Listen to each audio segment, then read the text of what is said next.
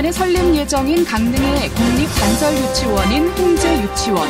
그런데 강원도 의회 교육청 예산안을 심의하는 과정에서 집중 질의가 쏟아졌습니다. 우선 예산 규모가 100억 원 정도로 절반 이하로 줄었고요. 부지도 새로 개발한 택지인 유천지구가 아니라 홍제동으로 변경이 됐는데요. 어떻게 된 일일까요? 자세한 이야기 심층 인터뷰에서 알아보겠습니다. 강원도의회 반태현 의원과 전화로 연결합니다. 안녕하십니까?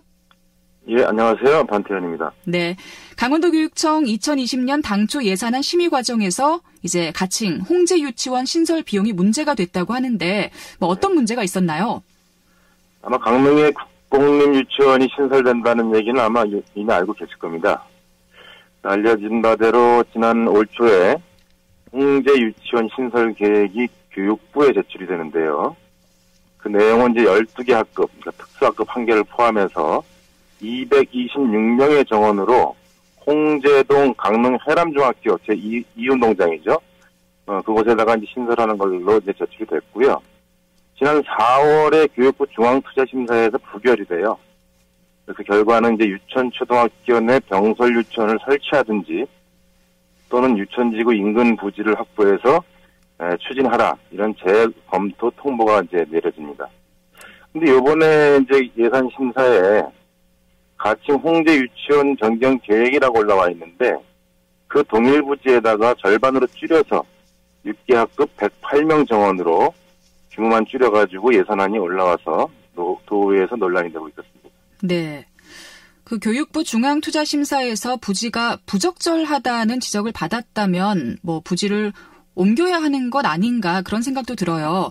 왜 강릉시 교육지원청에서는 지금 그 위치를 고집을 하는 걸까요? 교육청의 입장은 크게 두 가지인 것 같아요. 그러니까 유천지구에는 단설유치원 설립이 가능한 면적의 부지가 없다는 것이 하나고요.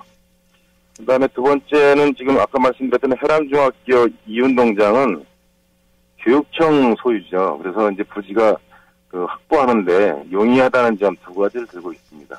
네. 국립단설유치원 설립은 지난 대선에서도 논란이 된 대통령의 주요 공약 중에 하나입니다. 강릉엔 원래 유천택지에 들어설 예정이라고 알고 있었는데 유천택지나 교동택지에 들어서야 좀 더 좋지 않을까 싶거든요. 그렇죠. 동계올림픽 때 이제 미디어촌하고 선수촌을 비롯해가지고 한 5천 세대 이상이 그 지역에 거의 동시에 이제 아파트가 생겼지 않습니까? 네. 그런 걸로 봐서는 이제 그 지역의 단설 유치원에 대한 신설 요구가 이제 굉장히 많았지요. 그리고 이제 그 지역의 유천지구하고 소롤지구에 유일하게 있는 그 경부 유치원의 경우에는 그 치원 경쟁률이 수십 대 1이 돼서 그쪽 지역에는 많이 이제 유치원이 부족하다는 상황이죠. 네. 그런데 홍제동의 경우는 중앙초등학교와 명주초등학교가 이전도 하고 학령 인구가 급속히 줄어든 지역이잖아요. 홍제동에 유치원이 생기면 원화 모집에 문제가 생기거나 또 먼 거리에 있는 원화들을 모집해야 하는 건 아닌가요? 이번에 예산 심사에서도 우리 동료 의원들께서 그거 똑같은 지적을 많이 했습니다만 사실 교육청 땅이어서 이제 부지 확보가 편리하다는 점 외에는 단설 유치원 부지로는 좋은 위치는 아니라고 봅니다. 네.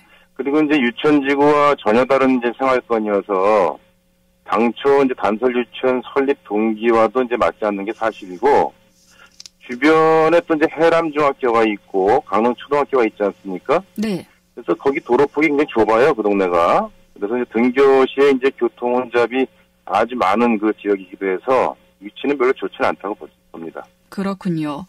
그럼 국립단설유치원을 일단 내년에 홍제동에 짓고 나서 또 준비를 해서 유천택지와 교동택지에도 짓고 그렇게 하면 안 되는 건가요? 대통령 공약 사업인데 이게. 물론 불가능할 것은 이제 없겠죠. 근데 이제 현실적으로 보면 이제 쉬운 일만은 아닌 게 지금 현재 중앙정부 교육부의 국공립유치원 점유율 목표가 40%고요. 강원도교육청은 50% 목표를 하고 있습니다만은 현재 원주의 경우가 약 한 25%, 그리고 춘천이 이제 국공립이 20%, 반면에 강릉은 이미 거의 50%에 근접해 있어요. 네. 그런 측면에서도 이제 우선순위에서 앞선다고 볼 수는 없고, 중요한 거는 이제 출생률이 이제 점점 떨어지고 있지 않습니까? 특히 강릉 같은 경우는 지금 유달리 많이 떨어지고 있는데, 유치원의 총량을 계속해서 늘린다는 것도 그렇게 바람직하지만은 않아 보이거든요. 네. 그러면 사실상 이번에 신설되는 유치원이 강릉에서는 좀 마지막 기회다 그렇게 볼 수도 있는 거네요. 아마 당분간은 그 총량을 늘리는 것은 어렵다고 보고요. 특히나 이제 국비가 또 지원이 된다는 게 쉽지는 않다고 보면 되겠습니다. 그렇군요. 그럼 홍제 유치원 신설 예산안은 도의회에서 어떻게 처리가 됐나요? 어제 이제 예결위가 종료가 됐는데요. 일단 그 편성된 예산에 대해서는 삭감하지 않았고요. 조건부로 이제 승인을 한 상태입니다, 지금.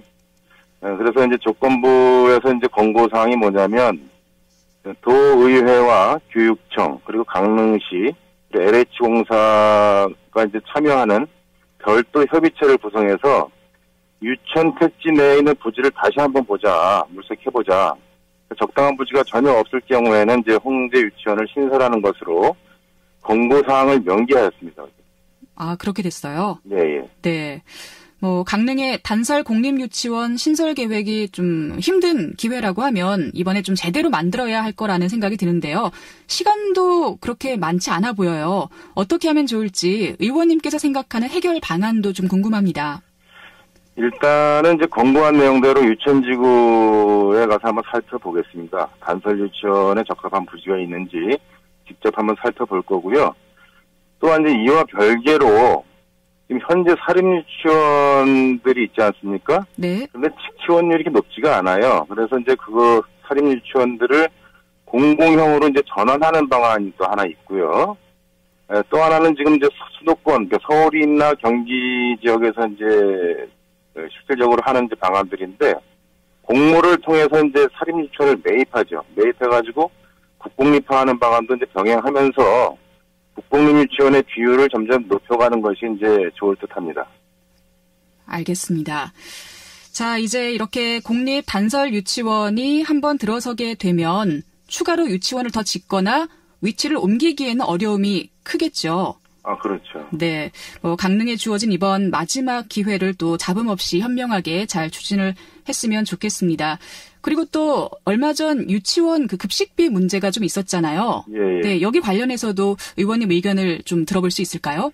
급식비의 문제는 이제 우리 같은 돈의 어린이들은 이제 어차피 우리 도민들 아닙니까? 그런데 이제 어느 유치원에 가는 거에 따라서 급식의 내용이 달라지는 거에 대해서는 이제 동의하기 힘듭니다. 그래서 무상급식, 무상교육이라는 측면에서 봤을 때는 그 국공립이나 사립이나 아니면 어린이집이나 모든 어린이들에 대한 그 급식이 동등하게 지급돼야 되는 것이 이제 옳다고 봅니다. 네.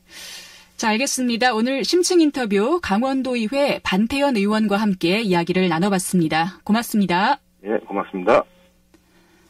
네, 12월 12일 목요일 라디오 동서남북 오늘 순서 여기서 마치겠습니다.